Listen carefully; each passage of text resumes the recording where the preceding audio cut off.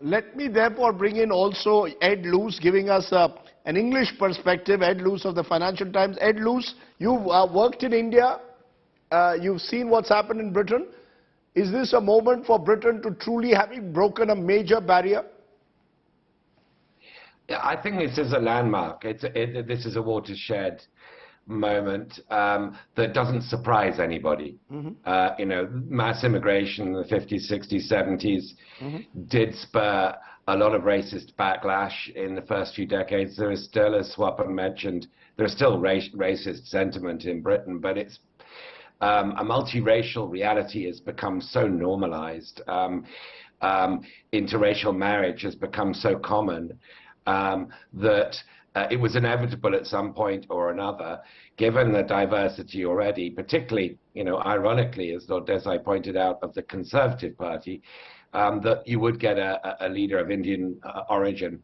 London, in fact, has a mayor of Pakistani Muslim origin, Sadiq Khan. The rather hapless outgoing former Chancellor of the Exchequer, Kwasi Kwarteng, was of African origin, and so forth. It's becoming unexceptional. I think it produces some peculiarly British ironies. The fact that, you know, a prime minister, the first Hindu prime minister, who swore into office initially on the Bhagavad Gita, will now be advising the king on senior Church of England appointments, essentially deciding them. The next Archbishop of Canterbury, for example, is quite amusing. Harmlessly amusing, a feature of a very idiosyncratic British constitution. But the main reason why he's become prime minister, I think, is contained in those three words he used: accountability, integrity, and I think responsibility. I might have forgotten the third accountability, word, professionalism, and integrity.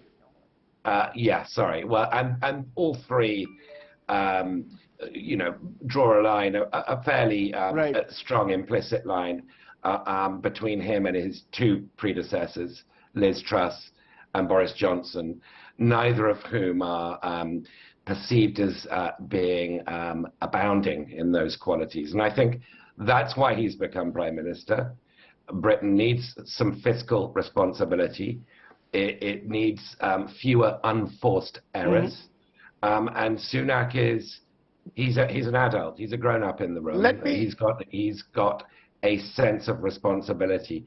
I wouldn't wish this job on anybody at this stage in Britain's economic misfortunes, but I suspect he's the least unqualified amongst a pretty thin bench of Conservatives. Can I just take that? Can I just take that to Navtej Sarna? Because Navtej, I know you don't want to get into politics, and Shashi Tharoor will join us in a moment, but as a diplomat, do you see this as a watershed moment in Indo-UK relations? I think, Rajdeep, it's a watershed moment, firstly, for the UK.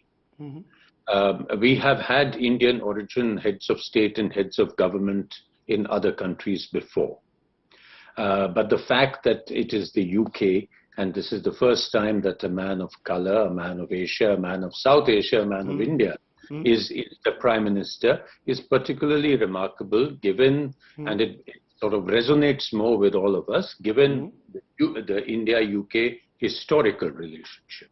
So I think that sort of, you know, makes us ponder more over these things. It wouldn't happen if it was a country somewhere else in the world.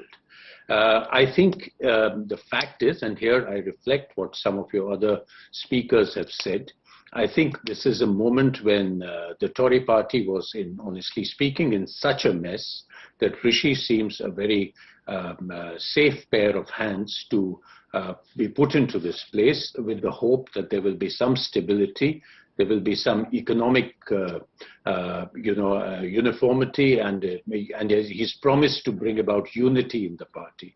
Whether he can do that or not, I think, is still an open question.